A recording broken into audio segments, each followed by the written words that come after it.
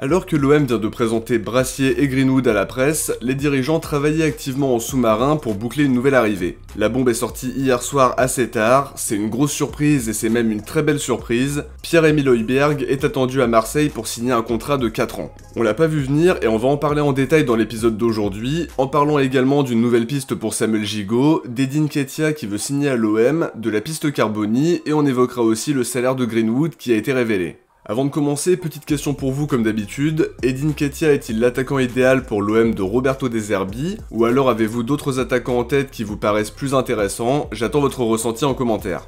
On commence sans plus attendre avec une nouvelle piste pour Samuel Gigot. Pour rappel, l'OM avait trouvé un accord avec Trabzonspor autour de 4 millions d'euros, mais le deal ne s'est pas fait parce qu'il était pas chaud à l'idée de signer là-bas. Il a décidé de temporiser, puis d'ignorer l'offre, mais peut-être que le club turc décidera de revenir à la charge pour le convaincre, mais ils ne vont pas attendre indéfiniment non plus.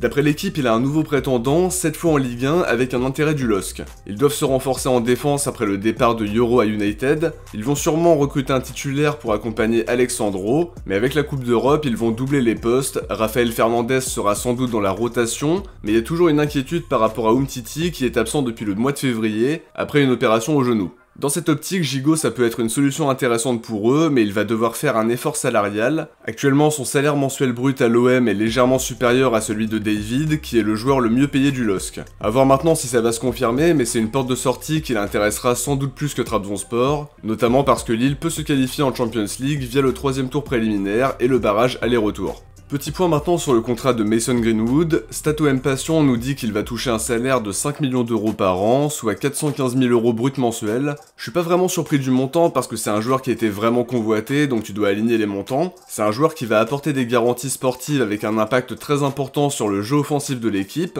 Il va d'ailleurs percevoir un salaire un peu plus important que celui qu'il avait à Manchester United, où il était apparemment autour de 4,5 millions par an quand il a prolongé en 2021. De leur côté, FC Internews nous donne quelques infos intéressantes sur le dossier Valentin Carboni. Il confirme que Roberto De Zerbi le veut absolument, le nom du milieu offensif argentin est noté en rouge sur sa shortlist, c'est vraiment sa priorité pour le poste de milieu offensif parce que son profil colle parfaitement à ce qu'il recherche. La bonne nouvelle c'est que l'OM aurait un accord avec Carboni pour un contrat de 5 ans avec un salaire de 2 millions d'euros par an auquel peuvent s'ajouter 500 000 euros de bonus. C'est pas la partie la plus compliquée de ce dossier, il faut se mettre d'accord avec l'Inter qui veut 30 millions d'euros, soit sous la forme d'un transfert sec ou éventuellement de prêt avec obligation d'achat. C'est un montant vraiment énorme, c'est un jeune joueur qui a beaucoup de potentiel certes mais qui n'était pas titulaire à Monza l'an dernier. Après il n'a que 19 ans, déjà beaucoup de qualité et il est récemment devenu international argentin avec une Copa América au palmarès. À mon sens la direction va tout faire pour boucler son arrivée pour faire plaisir à De Zerbi. Si c'est un prêt avec obligation d'achat, ça décale le transfert définitif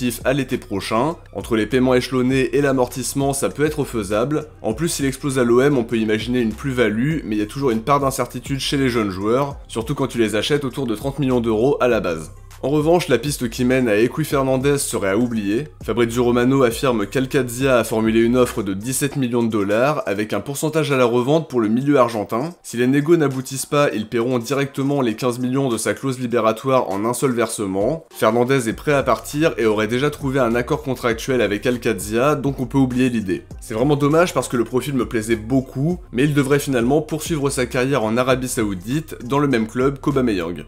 Petit point aussi sur la piste Hwang Hee-chan, on en parlait dans l'un des derniers épisodes avec une info de Foot Mercato qui disait qu'il voulait absolument jouer à l'OM. Il y aurait déjà un accord entre le joueur et le club, mais Wolverhampton se montre exigeant, ils ont refusé une offre de 20 millions d'euros, mais le point positif pour l'OM c'est que quand t'as la préférence du joueur, t'as déjà fait un grand pas. Santi Aouna confirme samedi soir que Hwang Hee-chan est la priorité de De Zerbi pour le poste d'ailier gauche. A priori il ne viendrait pas pour jouer en pointe, mais sa polyvalence lui permet de jouer aux 3 postes selon les besoins.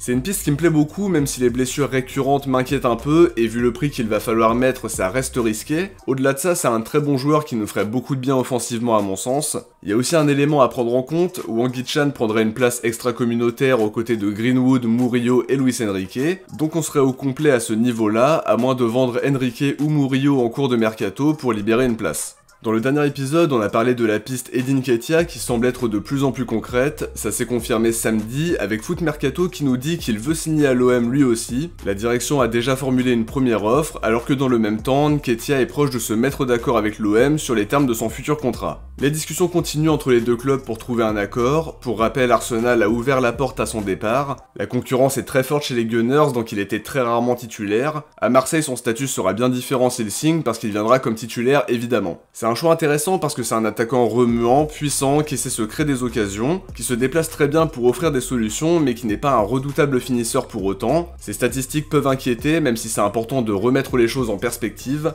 Il n'était quasiment jamais titulaire avec Arsenal, dans ces conditions-là, c'est très compliqué de mettre 15-20 buts la saison, donc à voir ce que ça va donner si son transfert se confirme, mais a priori, il est chaud à l'idée de venir, et les dirigeants semblent totalement conquis par son profil.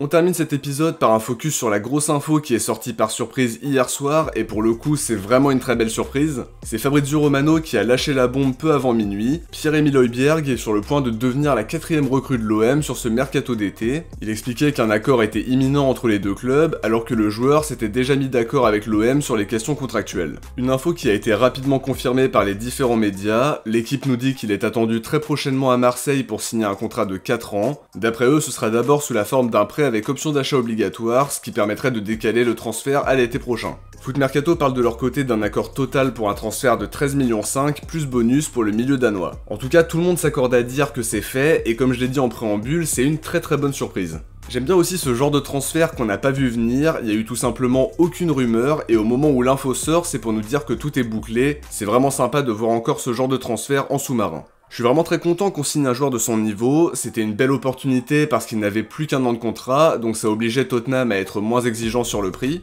Benassia le voulait déjà au mois de janvier, et d'après la Minute OM et Mathieu Grégoire, il a joué un rôle très important dans le dossier parce qu'il connaît bien le joueur pour l'avoir côtoyé au Bayern. Sur le profil, c'est exactement ce que voulait De Zerbi, un milieu qui enchaîne les efforts, il est excellent à la récupération, très bon à la relance, une grosse frappe et globalement une technique vraiment très intéressante. L'idée c'est de l'associer à Ismaël Koné dans le double pivot pour avoir deux profils complémentaires. C'est un joueur expérimenté qui vient de passer 8 saisons en première ligue avec plus de 250 matchs au compteur. Il a aussi fait quelques saisons en Allemagne et il est devenu un cadre de la sélection danoise au fil des années, avec notamment l'Euro 2021 où il a été vraiment excellent et aussi celui de cette année où il s'est fait remarquer également. L'avantage c'est qu'il parle français, il a la double nationalité, il a déjà découvert le Vélodrome en Ligue des Champions il y a 2 ans, c'est d'ailleurs lui qui met le but du 2-1 qui nous élimine de toute Coupe d'Europe, ça c'est un souvenir qui nous fait beaucoup moins plaisir bien sûr. Maintenant pour revenir au présent, les dirigeants confirment qu'ils veulent se montrer ambitieux après l'arrivée de Greenwood. Højbjerg c'est typiquement le genre de joueur qui peut te faire passer un palier, en plus à côté on voit que les autres pistes mènent à Hwang, à Carboni ou encore à Edin Nketiah, ça aussi ça traduit les ambitions de la direction et c'est très rassurant après une catastrophique 8ème place.